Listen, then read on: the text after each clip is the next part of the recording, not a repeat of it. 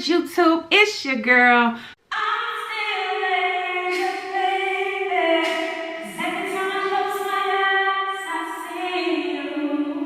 Welcome back to my channel, ladies and gentlemen. If you are new here, hello and welcome. Thank you so much for joining me. Please be sure you like, comment, and subscribe. Hit that notification bell so you don't miss any videos from your girl.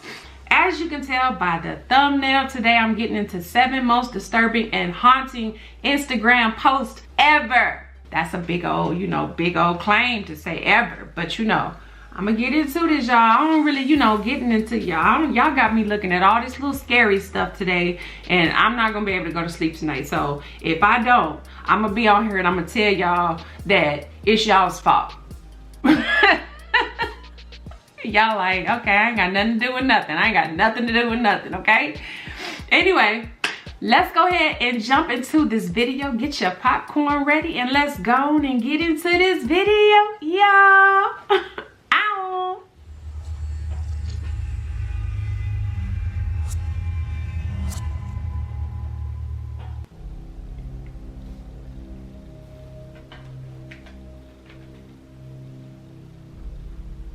Number 7.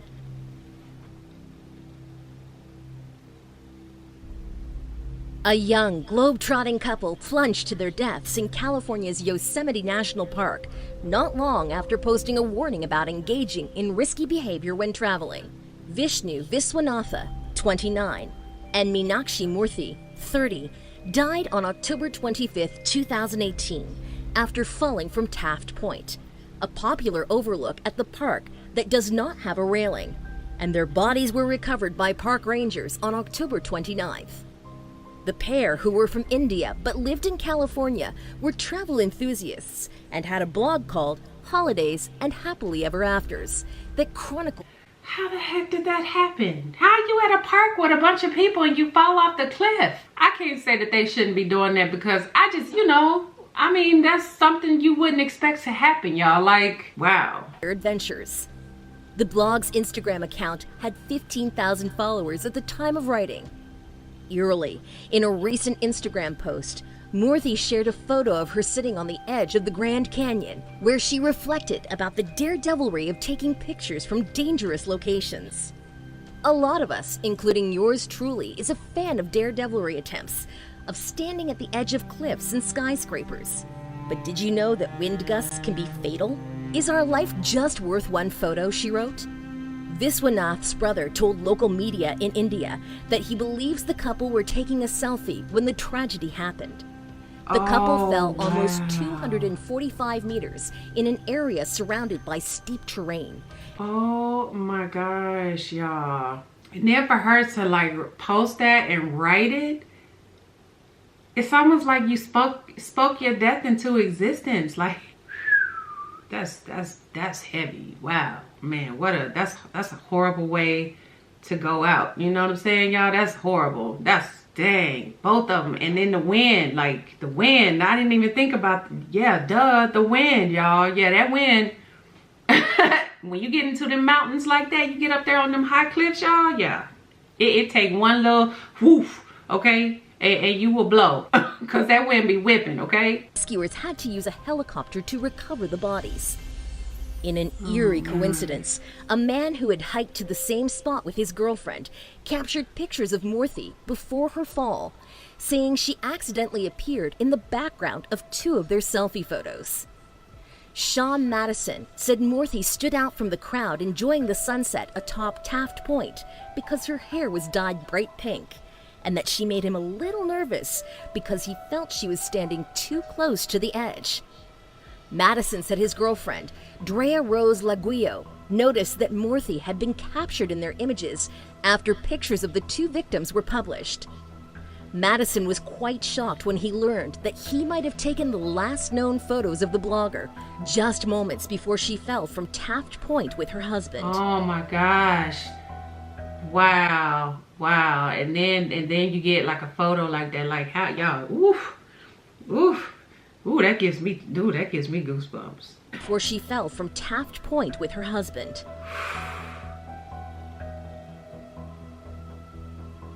Number 6. Wow. On July 21st, 2017, 14-year-old girl Jacqueline has died after the car she was a passenger in crashed in Los Banos, southwest of Merced, and it was all live on Instagram. Her sister, Obdulia Sanchez, then 18 years old, was driving Jacqueline and her friend, Manuela Seja, back to her hometown of Stockton, California, when Obdulia lost control of her white Buick while live streaming herself singing and dancing on Instagram. Obdulia crashed through a barbed wire fence and overturned in a field, ejecting Jacqueline and Manuela, both 14-year-olds, who were not wearing seatbelts. Oh my gosh, come on. Y'all, like, you know, we just gotta be responsible with our kids, man. We gotta be responsible with our children. Of course, I know she didn't mean to do that. Of course, that's her sister. But I mean, like, man, I don't know how I would live with myself, y'all. That's awful.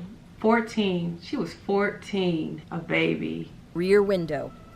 The California Highway Patrol says Obdulia was under the influence of alcohol when she crashed. Jacqueline Sanchez died at the scene, and Manuela injured her leg. Wait, so the 18-year-old had alcohol and was driving her sisters back home under the influence, y'all, on Instagram live, like streaming it, like, y'all, oof, oof. Bless these babies, bless these babies. Jacqueline Sanchez died at the scene, and Manuela injured her leg. Obdulia recorded the entire thing, filming herself over her sister's bloodied body, apologizing and begging her to wake up. Part of the live stream shows Obdulia outside the car with what appears to be her sister Jacqueline's body. Manuela can be seen attempting to wave down help. "I effing killed my sister, okay? I know I'm going to jail for life," Obdulia says in the video. "This is the last thing I wanted to happen, okay? I don't effing care, though. I'm going to hold it down. Rest in peace, sweetie. If you don't survive, I am so effing sorry." Mary Hernandez, 25, was following Obdulia on Instagram and watched as the live stream showed the car careen into the fence. Disturbed by what she saw, Hernandez said, "There are so many people that are on my Snapchat that I see driving on their phone. I hope that this video makes people think twice about what they're doing in their car." Heck yeah. Sergio Ramos Estrada, a cousin, told... You can't say that you don't care. You gotta care, okay? You just knew you was finna be in some damn trouble, little girl, okay? You gotta care. How you gonna say you don't care? You don't care, I'ma hold it down. What do you do? What? You know what I'm saying? Like, okay, well, good for you, but your whole sister is gone, girl. ABC News, the teens were preparing for a quinceañera, a special 15th birthday celebration, when the accident happened. Obdulia was sentenced after pleading no contest to gross vehicular manslaughter, DUI, and endangering a child. Number 5. And then you in court smiling. What is wrong with these people? That is disturbing, okay? That part. Girl, I'm gonna need you to get your life together. You know what I'm saying? You need to get your priorities straight. You can't replace that. Shh. A woman has shared a picture of her unusual tattoo and the unbelievable story behind why she has it on her arm. The scrawled writing at first appears to be in a different language, but on closer inspection, it reveals a childlike jumble that reads, "It's real." Maddie Johnson had the tattoo on her wrist as a tribute to her auntie, Tina Hines, who died for 27 minutes before being revived and brought back to life. In February of 2018, her aunt, Tina, suffered a cardiac arrest while preparing for a hike with her husband. She had to be resuscitated 6 times, 4 times by her own husband, and twice more in the hospital. When she finally woke up, after 27 minutes, Man, shout out to the husband for coming through, okay? He kept the wifey alive, y'all. That's commendable, okay? Cause it's not easy to just be doing a whole bunch of CPR. I don't know if people know that, but it's not especially when you by yourself. That's hard to do. If he had to do that 4 times by himself, sir, Roger that, sir. Shout out. Or the hospital. When she finally woke up, after 27 minutes, the first thing she did was ask for a notepad because she had to write something down. It's real. When asked what her note referenced, Tina responded by pointing up to heaven with tears in her eyes, according to her niece.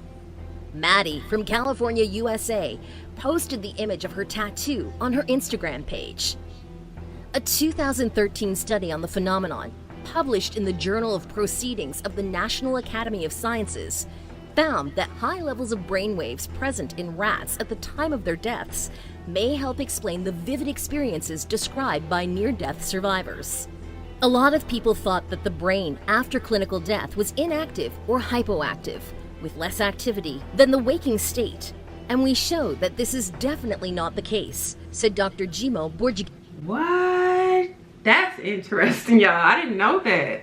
Wow. Which I guess that was. So that means that you're actually in a conscious state of mind, like after, like not conscious, okay, because you're not alive, but your brain is still getting information like data. Wow. Wow. Who led the study. If anything, it is much more active during the dying process than even the waking state. Number 4. Y'all, can y'all imagine that? Okay, how do you come back from being dead and then you write something down that is vividly like etched into your head, like that you seen when you died? Dang, y'all, the brain, man, is something that's something that I need to learn more about. That, okay, about that. Shoot. Lauren Bunner and Jolie Callan had picked a beautiful day to take a hike through the heavily wooded Pinhoti Trail of Mount Cheaha, Alabama in August 2015. Before they headed off, Lauren, then 20, posted a picture of Jolie on his Instagram account, the first of 4 photos that day. The snap showed Jolie, 18, sitting in front of Lauren's car with his dog. The caption read, "On our way to go hiking." The pair were seemingly relaxed together, despite the troubles between them over the previous weeks. Jolie and Lauren had once been a couple, but now they were trying to find a way to move on as friends. A year earlier, Jolie and Lauren had started dating.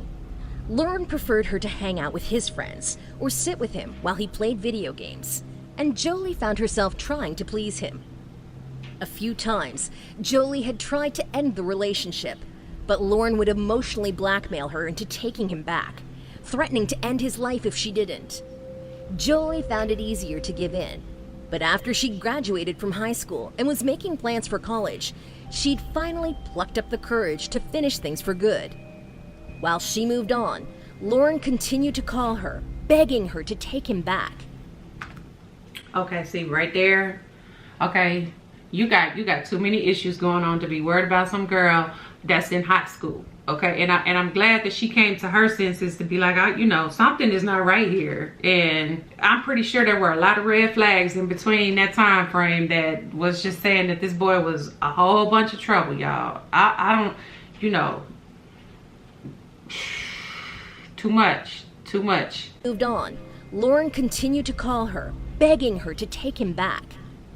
When Lauren suggested going for the hike, just as friends, kind-hearted Jolie agreed.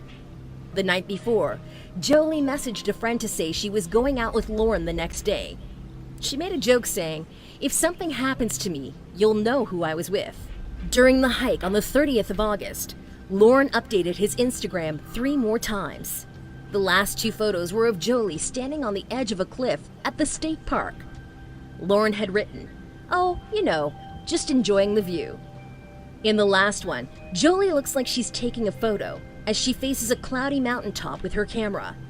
It would be the very last picture taken of the young girl. Around 6 p.m. that evening, Lauren called 911 just off the local interstate and asked to speak to the police. "I want to turn myself in for the murder of my ex-girlfriend, Jolie Callan, that happened just a little while ago on Cheaha Mountain," he said. What? Come on, man. Like, that ain't the end of life when you can't be with somebody, man. Like, what are you doing? What are you doing? It's not that serious. Golly, man. Shortly afterwards, Jolie's body was found at the bottom of a 40-foot cliff on the Pinhoti Trail. She had been shot twice, once in the back of the head and once between the eyes. She was still wearing her backpack. Police recovered a Bear Claw .22 gun from Lorne and found a large amount of blood in the area at the top of the cliff where the shooting took place. There was also blood on Lorne's steering wheel. When questioned, Lorne stunned investigators with his explanation. He told police he'd shot Jolie in the head as part of a suicide pact before throwing her off a cliff. When it was his turn to kill himself, he couldn't go through with it. Oh Police my gosh, that's bull crap. Okay, he straight up killed that girl, murdered her. I don't even know if I can say that. That's messed up. That's so freaking messed up. Like, how selfish are you to be that's selfish as hell. Okay, that's selfish and that's sick. Okay, just cause she don't want to be with you, man, like, that ain't it. You know what I mean? That ain't it. What is you doing? Had simply lured Jolie to the remote area with the intent of killing her because he wasn't able to convince her to take him back. Family members said she was making plans for the future and did not seem depressed. The Instagram photos that documented Jolie's last hours were heartbreaking and showed a lack of remorse from her killer. It was heard that Lorne had even bragged to cellmates about the murder, saying he wasn't sorry because if he couldn't have her, no one would. Lorne was... Oh, you one of them. Oh, you can go, okay? And I'm pretty sure he probably told her that too, okay? So she knew that he was crazy. She just didn't think that he was just gonna do that, like just go all the way out with it like that. And some damn out, like, sir, no, absolutely not. Okay, there's just something wrong with you if you feel like that. It's to 52 years in prison and told to pay over $11,365 in restitution to the Alabama Crime Victims Commission. Jolie thought her ex was finally moving on when they went on that fateful walk, but Lorne had plans to have the final say about how things would end between them. Wow. Number 3.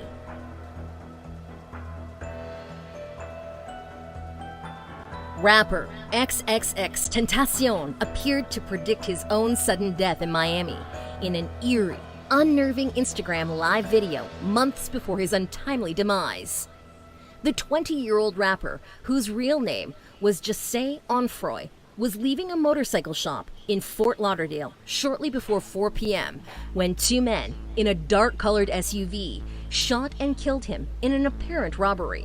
Police in Broward County said XXXTentacion was one of the world's most popular young rappers. He was taken to hospital, where he was pronounced dead on June 18, 2018. The rapper often goes on Instagram Live to talk to his fans while encouraging them to stay positive and do good despite his controversial image. The 20-year-old star was in the process of turning his life around and in that weekend was planning to host a charity concert in his community. In his last Instagram Live video, XXXTentacion spoke about his fears of dying too young, but says he will at least know that his music and his message will live on. If I'm going to die or ever be a sacrifice, I want to make sure that my life made at least 5 million kids happy, or they found some sort of answer or resolve in my life regardless of the negative around my name, regardless of the bad things people say to me. XXXTentacion told his fans.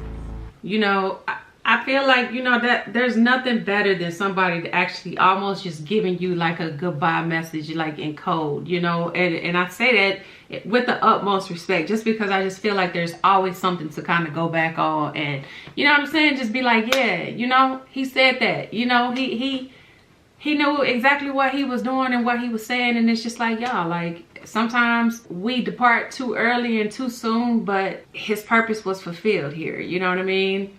That's how it goes. It's so unfortunate, but I feel that. I know he had a whole bunch of controversy behind him, but like just giving people that type of wisdom, y'all, I'm with that. XXXTentacion has been battling depression and often raps about his struggles in his music. In 2018, he released a single titled Sad, which became a massive hit among the young fan base in hip-hop. "Do not let your depression make you," he said in the clip. "Do not let your body define your soul. Let your soul find your body. Your mind is limitless. You are worth more than you can believe. All you have to do is dream." This is not the first time XXXTentacion has discussed the topic of death on social media. "When I die, play Fredo at my funeral," he wrote on Twitter in February 2014. This was a reference to his friend, rapper Fredo Santana. Santana died on January 19th, 2018 at the age of 27. Wow, 27, y'all, that 2-7. Number 2. Every time. Every time. On December 7th, 2016, Caleb Sharp posted this selfie on his Instagram page with what appears to be 2 guns lying behind him. Less than a year later, he would become the teenage gunman who stormed into his Rockford, Washington high school and opened fire on his classmates. Sharp also posted this image of a large bullet in his hand, proving his interest in guns and weapons. On September 13th, 2017, Yeah, why this boy got dang on, I can't even say that. Why he got pow-pows laying on the table behind him? Where your mama at? Where your daddy? Okay? Cause where I'm from, I don't think my kids have even ever seen any of that crap like in real life. Okay? In real life. Like, what are you doing? What are you doing? That's when you know stuff is going on in the home that shouldn't be going on, when you got your kid posting stuff like that on Instagram. Like, come on. Y'all, we got to do better than that. All the signs was there. What made you think that he wasn't going to get curious and try to go use that somewhere? Like, what? And dare I question, you know what I mean? I know that there are responsible parents out there that take responsibilities in doing those type of, you know, like participate in that kind of stuff. And hey, whatever. Okay. But responsibly, I'm just like, y'all, this kind of stuff like this, I'm just like. Then 15 was taken into custody after he committed a shooting at Freeman High School, which left his best friend, Sam Strawn, dead and injured 3 other female students. Sharp had brought a duffel bag onto his school bus, which contained an assault-style semi-automatic rifle and a handgun, alongside numerous boxes of .223 rifle ammunition. Oh my gosh. After arriving at school, Sharp headed straight to the second-floor hallway. Just after 10 a.m., he dropped the duffel bag and removed the assault rifle. He started to load the gun. However, it jammed. As Sharp struggled to load the weapon, fellow classmate Sam Strawn approached him. Strawn told him, "I always knew you were going to shoot up the school. You know that this is going to get you in trouble." Sharp then pulled the pistol from under his coat and fired a single shot, striking Strawn in the stomach. Oh Strawn collapsed gosh. forward, at which point Sharp shot him again, this time in the face. Sharp continued to walk and shoot down the hallway and shot 3 more students at random. After firing into a large crowd, Sharp then threw the handgun down. At this point, he was then confronted by the high school janitor, Joe Bowen. Sharp raised his hands above his head in surrender as Bowen approached. Prior to the shooting, Sharp had written notes to some of his friends indicating he planned to do something stupid that might get him killed or jailed. Though the students told counselors, it wasn't clear what was done in response. Sharp. See, people don't be taking stuff like that seriously when kids come and say that kind of stuff, y'all. Like, I mean, I feel like nowadays you probably have to take it more seriously, because at this point in time it's very clear that anything is possible. But y'all, like, if somebody really said that, I don't know if anybody would just straight up be like, oh, I don't know what would have been the protocol. Even though they did say something, like, what happens after that? Is there a process after that? I'm sure there's one in place, but did anybody follow that? Because this probably could have been prevented. He was telling everybody he was finna do it. What? Like, come on, man. These kids, y'all. This is so sad. Retrieved the weapons used in the shooting from his father's safe, which he knew the combination to access it. Sharp's mother stated that he had written a suicide note a week prior. His school counselor also knew he was suicidal. Sharp is being held in the county's juvenile detention center Authorities intend to charge Sharp as an adult with premeditated murder. He also told authorities that he wanted to teach everyone a lesson about what happens when you bully others. But classmates of Caleb Sharp have come forward with information about the teen, affirming they were scared of him because he had hinted about doing something dangerous days prior. They described him as being nice, funny, and weird, and are sure he wasn't the type to be bullied. Schoolmates also said he didn't seem to have any issues. It is believed Sharp was apparently obsessed with other school shootings. A friend told reporters that Sharp watched a lot of documentaries about school shootings and even sent Snapchat videos of the shows to his friends. It's been reported that the teen's social media accounts contained photos and videos of him shooting guns, and that he showed off his love for weapons on his YouTube page. That also signals that he had access to weapons. Sharp's social media accounts also showed that he was a fan of the Joker and the show Breaking Bad. Okay, there's a lot wrong with this. There's a lot. There's a lot wrong with this whole situation. I must say anything about, like, you know, his upbringing and his background. But first of all, there shouldn't be social media. Number one, you don't need access. You don't need access to that. Okay, as a child. Secondly, I'm like, yo, like, where's the punishment? Is anybody watching his social media accounts? If y'all gonna give him that much access and freedom to stuff, like, y'all, come on now, stop playing. We got it, y'all. I can't even go into enough detail to say that, because I feel like I would be, you know, talking down on anybody that had anything to do with you know, bringing him up. But I'm just like, y'all, like, everything was there. What else did you need? You know what I'm saying? Like, as his mom, as his dad, like, what else did you need? Like, he was suicidal. It was clear he had some mental issues. So why does he have access to these weapons? It's very possible his parents didn't know that he had access to it. But even to say that, I don't know. I you know, that's so sad. That's messed up. Number 1.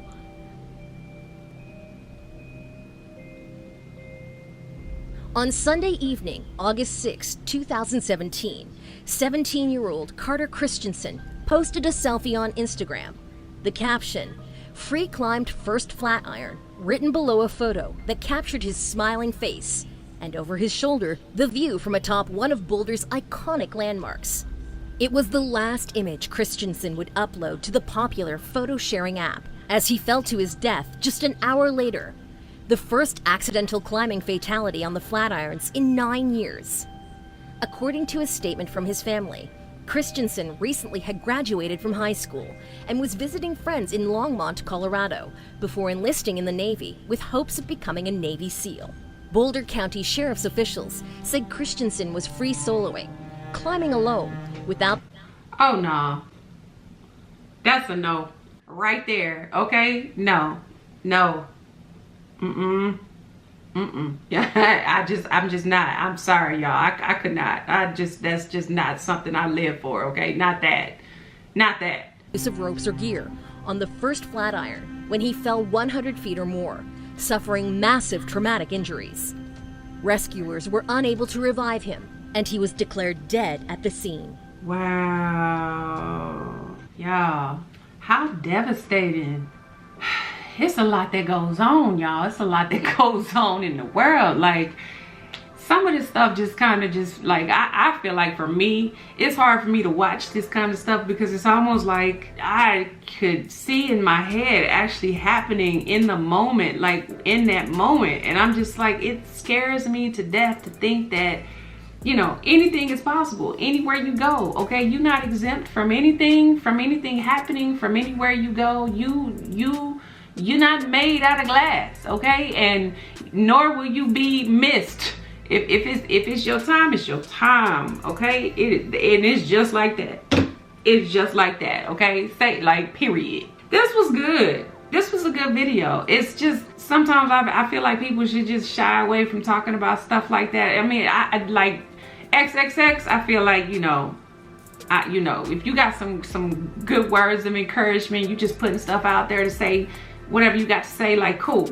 But some stuff, you know, I just feel like it's just fate. Almost like you know before you know when it's time. You know what I mean? Like, that's scary. That part is scary. If y'all enjoyed this video, y'all be sure to give me a big thumbs up, like, comment, and subscribe. Y'all let me know what y'all thought about this, because this, whew. Like, comment, and subscribe. Hit that notification bell so you don't miss any videos from your girl. And if ain't nobody told you, I love you. And I'm gonna see y'all in the next video, y'all. Bye, y'all.